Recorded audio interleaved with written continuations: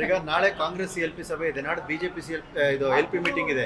ಈಗ ನೀವು ನಾಳೆ ಹೋಗ್ತೀರಾ ನಾಡ್ದು ಹೋಗ್ತೀರಾ? ಯಾಕಂದ್ರೆ ಹೋದ್ ಸರಿ ಕಾಂಗ್ರೆಸ್ಗೆ ಹೋಗಿದ್ರಿ, ಹಾಗಾಗಿ ಹೋದ್ ಸರಿನೂ ಕಾಂಗ್ರೆಸ್ ಶಾಸಕಾಂಗ ಸಭೆಗೆ ಹೋಗಿರ್ಲಿಲ್ಲ. ಕಾಂಗ್ರೆಸ್ ಶಾಸಕಾಂಗ ಸಭೆಗೆ ಹೋಗಿರ್ಲಿಲ್ಲ. ಭಾರತೀಯ ಜನತಾ ಪಕ್ಷದವರು ಕೂಡ ಶಾಸಕಾಂಗ ಸಭೆ ಇತ್ತು. ಆ ಸಭೆಗೆ ಅಟೆಂಡ್ ಮಾಡಿ ಭಾರತೀಯ ಜನತಾ ಪಕ್ಷದ ಸಭೆಯಲ್ಲಿ ಊಟ ಮಾಡಿದ್ದೆ. ಕಾಂಗ್ರೆಸ್ ಶಾಸಕಾಂಗ ಸಭೆಗೆ ಭಾಗವಹಿಸದೆ ಅವರು ಔತಣಕೂಟಕ್ಕೆ ಆಹ್ವಾನ ಮಾಡಿದ್ರು, ಔತಣಕೂಟಕ್ಕೆ ಹೋಗಿದ್ರು. ಈ ಸರಿ ಯಾರು ಕೂಗ್ತಾರೆ ಔತಣಕೂಟಕ್ಕೆ, ಅದಕ್ಕೂ ಶಾಸಕಾಂಗ ಸಭೆಗೂ ಏನು ಸಂಬಂಧ ಇಲ್ಲ. ಶಾಸಕಾಂಗ ಸಭೆಯವರು ಕೂಗಿದ್ರೆ ಹೋಗ್ತೀನಿ, ಔತಣಕೂಟಕ್ಕೆ ಇನ್ನು ಯಾರು ಕೂಗಿಲ್ಲ, ಕೂಗಿದ್ರೆ ಹೋಗ್ತೀನಿ. ನನಗಿನ್ನೂ ಬಂದಿಲ್ಲ, ಬಂದೆ ಅವರು ಕೂಗಿದ್ರೆ ಹೋಗ್ತೀನಿ.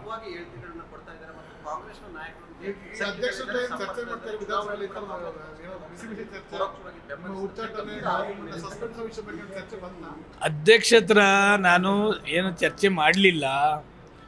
ಅಧ್ಯಕ್ಷರಿಗೆ ಹೇಳ್ತಾ ಇದ್ದೆ, ಯಾರು ನಿಮ್ಮ ಮುಂದೆ ಮಾತನಾಡ್ತಾರೆ, ಹಿಂದೆ ಹೈಕಮಾಂಡ್ ಲೆಟರ್ ಬರೀತಾರೆ, ಪ್ರಶ್ನವ್ರಿಗೆ ಹೋಗಿ ಒಂದು ಹೇಳ್ತಾರೆ. ಪಕ್ಷದ ಹುದ್ದೆ ಎಲ್ಲವನ್ನ MLA, MLC, MP, ಚೇರ್ಮನ್ನು, ಮುಖ್ಯಮಂತ್ರಿ, ಸೆಂಟ್ರಲ್ ಮಿನಿಸ್ಟರ್ಸು ಎಲ್ಲ ಅನುಭವ ಮಾಡಿಕೊಂಡಂಥವರು ಕೂಡ ಅವರ ಪಕ್ಷ ವಿರೋಧ ಚಟುವಟಿಕೆ ಆಗೋದಲ್ಲ, ಅದನ್ನು ಫಸ್ಟು ನಿಯಂತ್ರಣ ಮಾಡಿ ಅಂತ ಹೇಳಿದೆ. ತಪ್ಪೇನಿದೆ?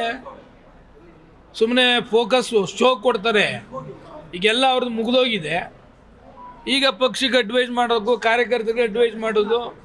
ಅಧಿಕಾರದಲ್ಲಿ ಇದ್ದಾಗ ಯಾಕೆ ಮಾಡಲಿಲ್ಲ ಅವೆಲ್ಲನೂ? ಕಾರ್ಯಕರ್ತರು ಯಾಕೆ ನೆನಪಾಗಲಿಲ್ಲ? ಯಾಕೆ ಅವ್ರನ್ನ ಸಸ್ಪೆಂಡ್ ಮಾಡೋಕ್ಕೆ ಹೋಗಿ? ನಮ್ಮ ಹತ್ರನೇ ಎಷ್ಟೋ ಸರಿ ಕೆಲವು ಸರಿ ಮಾತನಾಡೋರೆ ಅಲ್ವಾ? ಹಂಗೆ ಫಸ್ಟ್ ಅಂಥವ್ರಿಗೆ ನೀವು ಕ್ರಮ ತೆಗೆದುಕೊಳ್ಳಿ. ಆಮೇಲೆ ನಮ್ಮಂಥರ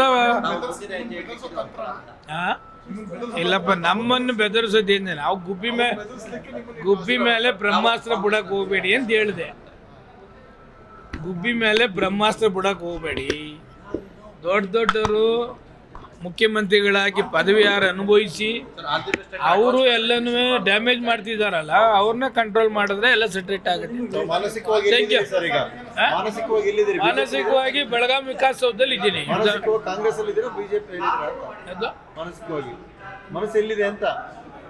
ಮನಸ್ಸು ಯಾರು ಕ್ಷೇತ್ರಕ್ಕೆ ಅನುದಾನ ಕೊಡ್ತಾರೆ ಅಲ್ಲಿರ್ತದೆ.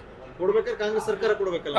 ಹೌದು. ಈಗ ಪ್ರೆಸೆಂಟ್ ಮನಸ್ಸೆಲ್ಲ ಕಾಂಗ್ರೆಸ್ ಕಡೆ ಇದೆ.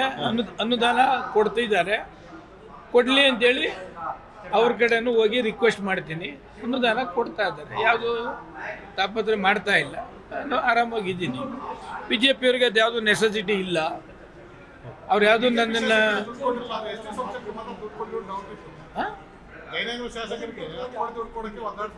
ಇಲ್ಲ, ಅವ್ರದ್ದು ರಾಮಮೂರ್ತಿದು ಏನಿಲ್ಲ. ರಾಮಮೂರ್ತಿದು ನಾನೇ ಉಪಮುಖ್ಯಮಂತ್ರಿಗಳಿಗೆ ಹೇಳಿ, ಅವನು ಭಾಳ 30-40 ವರ್ಷದಿಂದ ಹೋರಾಟ ಮಾಡಿಕೊಂಡು ಕಾರ್ಪೊರೇಟರ್ ಆಗಿ, ಸಂಘದ ಅಧ್ಯಕ್ಷ ಆಗಿ, ಏನೇನೋ ಕೆಲಸ ಆಗಿ ಬಂದಿದ್ದಾನೆ. ಅವನಿಗೆ 10 ಕೋಟಿ ತಡಿಬೇಡಿ, ಕುಡಿ. ಪಾಪ ಅವನು ಜೀವನದಲ್ಲಿ ಕಷ್ಟಪಟ್ಟು ಬಯಲು ಬಂದಿದ್ದಾನೆ.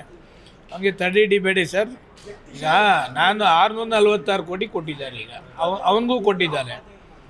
ಇಷ್ಟೆಲ್ಲ ಕೋಟಿ ಕೊಡುವಾಗ 10 ಕೋಟಿ ಯಾಕೆ? ಅದನ್ನು ರಾಮಮೂರ್ತಿ ಕೊಡಿ ಸರ್ ಅಂತ ಹೇಳಿದೆ. Okay, thank you. News first, ನಿರ್ಭೀತಿಯಿಂದ ನಿಮ್ಮ ಪರವಾಗಿ.